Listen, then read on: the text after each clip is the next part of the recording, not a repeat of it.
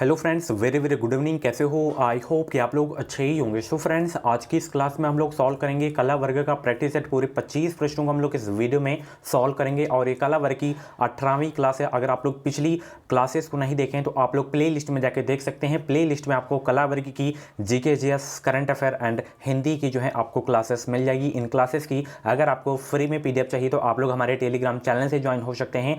Telegram channel का नाम है एजुकेशन विद साहिल। वीडियो के डिस्क्रिप्शन बॉक्स में लिंक दे दिया हूं, तो आप लोग वहां से ज्वाइन होकर फ्री में बिल्कुल पीडीएफ डाउनलोड कर सकते हैं। तो 25 प्रश्न में से आपके कितने प्रश्न सही होते हैं, लास्ट में आप लोग अपना नाम और स्कोर कमेंट बॉक्स में ज़रूर बताइएगा। अगर 10 प्लस सही होता है तो आपका अभी जो है प्रिपरेशन अच्छा है। और इस वीडियो में ये भी बात करेंगे कि बीएड का ऑनलाइन फॉर्म कब आ सकता है। चलिए कंटिन्यू करते हैं। क्लासेस का टाइमिंग नीचे देख सकते हैं। 9:30 बजे हिंदी लैंग्वेज की, 1:45 पे GK plus current affair and 5:45 पे रीजनिंग प्लस सब्जेक्ट एबिलिटी। और ये 5:45 वाली क्लास 6 या 6:15 बजे हो जाती है, क्योंकि इसलिए लेट किया हूँ क्योंकि 5:45 पे नोटिफिकेशन नहीं जाया करता। ये क्रैश कोर्स के लिए व्हाट्सएप नंबर यहाँ पे देख सकते हैं। इसमें आपको पूरा मटेरियल बीएड का मिल जाएगा मात्र 149 रुपये में, प्रीवियस ईयर पेपर्स के साथ। 10 ईयर के प्रीवियस ईयर पेपर्स आपको मिलेंगे।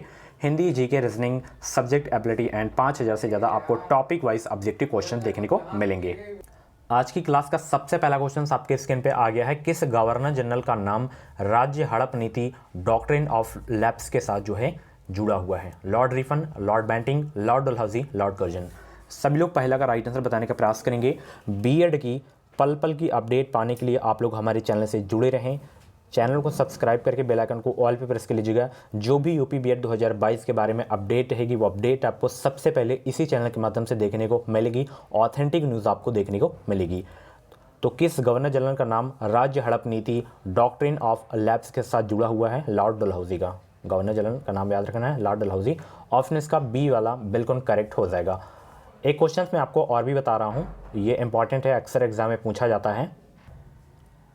एक क्वेश्चन आपको याद रखना है कि भारत में सबसे पहले जो है रेल कब चली थी? तो 16 अप्रैल 1853 में जो है मुंबई से थाने के बीच चली थी ये ट्रेन।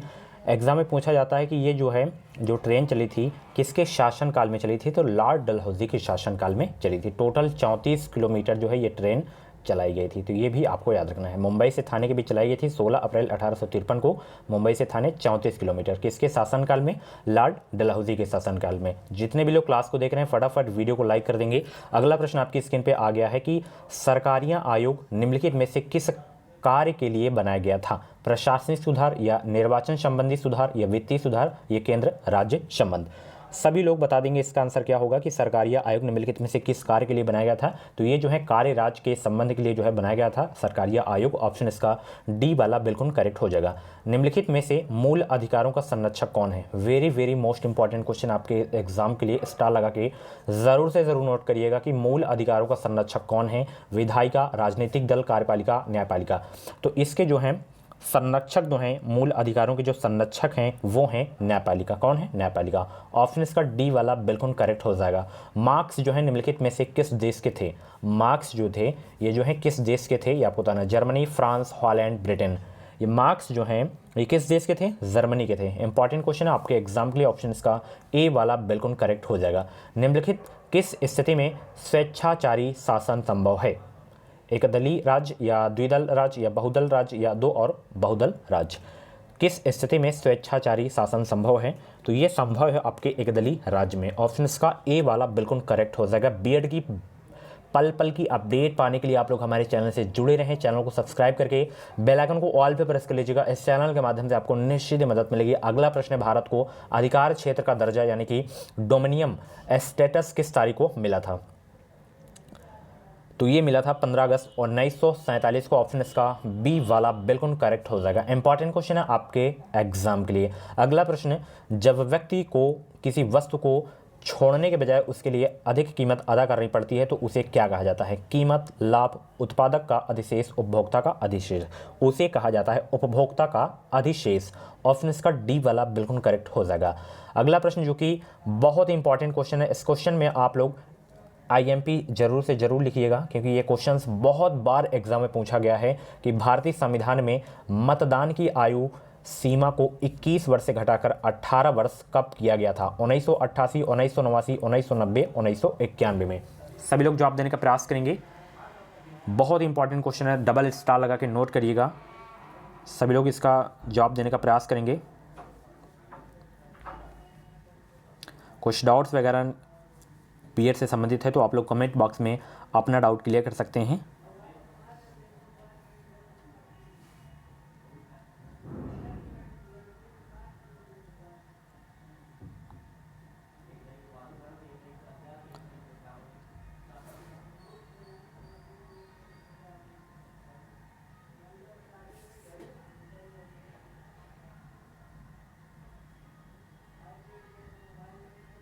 तो ध्यान रखिएगा, 21 वर्ष से घटाकर 18 वर्ष कब किया गया था? 1989 में किया गया था। किस संविधान संशोधन द्वारा किया गया था? तो ये जो है 61वें संविधान संशोधन के जो है द्वारा किया गया था। मतदान की जो आयु सीमा को 21 वर्ष से घटाकर 18 वर्ष कर दिया गया था। 1989 याद रखना है, या संविधान संशोधन याद रखना है 61वें संविधान संशोधन के तहत। ओके, ऑप्शन इसका बी वाला बिल्कुल करेक्ट हो जाएगा। निम्नलिखित किस अनुच्छेद के द्वारा हमारे संविधान में जम्मू और कश्मीर को विशेष दर्जा दिया गया है? अनुच्छेद 370। ऑप्शन इसका डी वाला बिल्कुल करेक्ट हो जाएगा। चलिए, भारत का संविधान अपना प्राधिकार किससे प्राप्त करता है? सभी लोग जवाब देंगे। भारत का संविधान अपना प्राधिकार किससे प्राप्त करता है? ये प्राप्त करता है भारत की जनता से। किससे प्राप्त करता है? भारत की जनता से जो है भारत का संविधान अपना प्राधिकार प्राप्त करता है। ऑप्शन इसका सी वाला बिल्कुल करेक्ट हो जाएगा। अगला प्रश्न, संयुक्त राष्ट्र में 5 महाशक्तियां निषेधाधिकार का उपयोग जो है किसमें करती है? महासभा में, या सुरक्षा परिषद में, या आर्थिक और सामाजिक परिषद में, या न्यासिता परिषद में?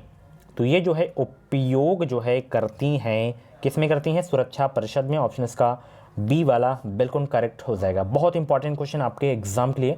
अगला प्रश्न जो कि बहुत इंपॉर्टेंट क्वेश्चन है कि 1945 ईस्वी में अणु बमों के गिराए जाने से तबाह हुए शहर नागासाकी और हिरोशिमा जो है किस देश में स्थित है? आईएमपी क्वेश्चन आपके एग्जाम के लिए, और ये सभी को ज़्यादातर पता भी होगा। तो ये है आपका किस देश में? जापान देश में है आपका हिरोशिमा और नागासाकी। ऑप्शन इसका सी वाला बिल्कुल करेक्ट हो जाएगा।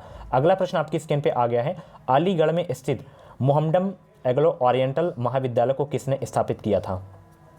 सर सैयद अहमद खान, बदरुद्दीन तयजीब, ये जो है कांग्रेस के पहले मुस्लिम अध्यक्ष थे, ये आपको याद रखना है। मौलाना अबुल कलाम आज़ाद, ये पहले शिक्षा मंत्री थे। मोहम्मद अली जिन्ना। तो अलीगढ़ में स्थित मोहम्मदन एग्लो ओरिएंटल महाविद्यालय को जो स्थापित किए थे वो किसने किए थे? सर सैयद अहमद खान ने। ऑप्शन इसका ए वाला बिल्कुल करेक्ट हो जाएगा। ये दोनों क्वेश्चन याद रखिएगा। शिक्षा मंत्री पहले थे, और बदरुद्दीन तैयब जो है भारतीय राष्ट्रीय कांग्रेस के प्रथम मुस्लिम अध्यक्ष थे। अगर अंग्रेज अध्यक्ष पूछा जाता है कि भारतीय राष्ट्रीय कांग्रेस के प्रथम अंग्रेज अध्यक्ष कौन थे, तो जॉर्ज यूल याद रखना है। Okay, George Yule. चलिए आगे देखते हैं। निम्नलिखित में से किस पर जो है अकबर की विजय होने की स्मृति में बुलंद दरवाजे का निर्माण किया गया था? किस पर अकबर की विजय होने की स्मृति में बुलंद दरवाजे का निर्माण किया गया था? मालवा, डेक्कन, बंगाल, गुजरात।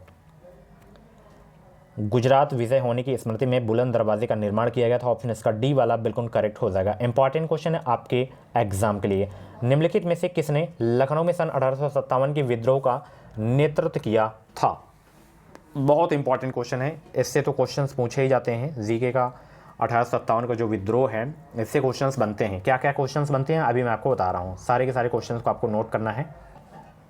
तो लखनऊ में सन 1857 की विद्रोह का जो नेतृत्व किए थे हजरत महल ने किए थे। ऑप्शन इसका डी वाला बिल्कुल करेक्ट हो जाएगा। 1857 का जो विद्रोह है वो अक्सर पूछा जाता है कि कहाँ से शुरू हुआ था, तो मेरठ से शुरू हुआ था। ये बहुत इंपॉर्टेंट क्वेश्चन है। और जैसे दिल्ली से बहादुर शाह द्वितीय थे, ओके, लखनऊ से बेगम हजरत महल, आपको मैंने इसमें बता ही दिया। ओके, तो ये चीज़ें हैं आपको याद रखना है। इनसे 1857 के विद्रोह से जो है क्वेश्चन पूछे जाते हैं। कानपुर का अगर पूछे तो नाना साहब याद रखना है। झांसी से रानी लक्ष्मीबाई थे, ठीक है, तो ये चीज़ें आपको याद रखनी है, ठीक है। बरेली से खान बहादुर खान थे। चलिए आगे देखते हैं। असहयोग आंदोलन को क्यों निलंबित किया गया था? 1920 में जो है असहयोग आंदोलन शुरू हुआ था, इसे निलंबित क्यों किया गया था ये आपको बताना है। तो इसे निलंबित इसलिए किया गया था, चौरी चौरा में हुई हिंसक घटना के कारण जो है इस असहयोग आंदोलन को जो है निलंबित किया गया था। ऑप्शन इसका डी वाला बिल्कुल करेक्ट हो जाएगा। अब बात यहाँ पे चौरी चौरा की बात हो रही है, तो चौरी चौरा से क्या क्वेश्चंस पूछे जाते हैं मैं आपको बता दे रहा हूँ, उसे नोट कर लीजिए। अक्सर एग्जाम में पूछा जाता है कि चौरी चौरा जो कांड है वो कब हुआ था, तो 4 फरवरी 1922, 4 फरवरी 1922 को चौरी चौरा कांड हुआ था। कहाँ पे? गोरखपुर में हुआ था। ठीक है, चलिए अगला प्रश्न देखते हैं। 1919 में जलियांवाला बाग हत्याकांड कहाँ पर हुआ था? 1919 में जो जलियांवाला बाग हत्याकांड हुआ था ये कहाँ पर हुआ था?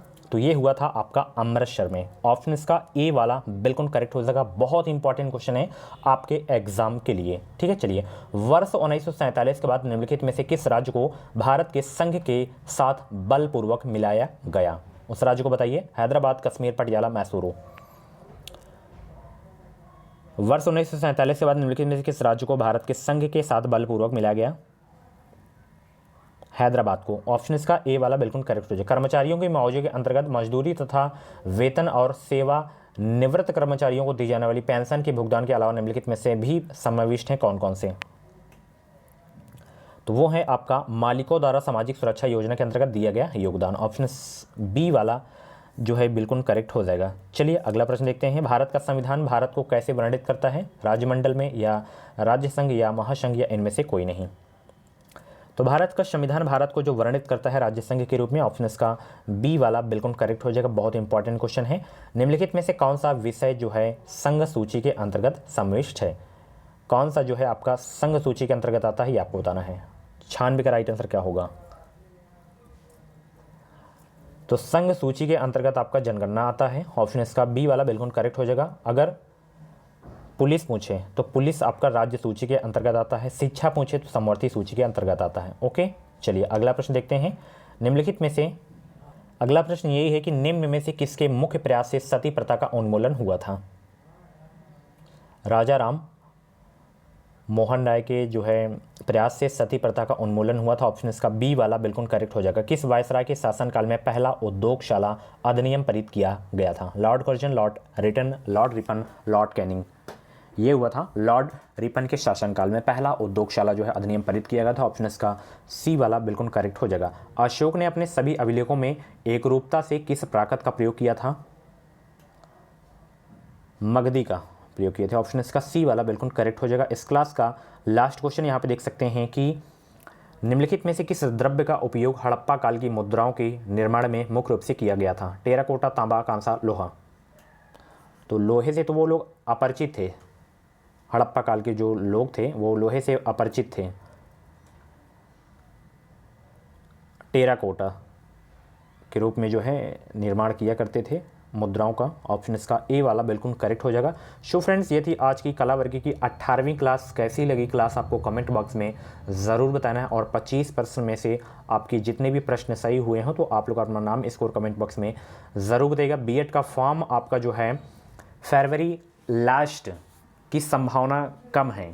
आपका जो नोटिफिकेशन है वो मार्च के स्टार्टिंग में ही आएगा, क्योंकि अभी जो है 2021 का भी क्लियर नहीं हुआ है।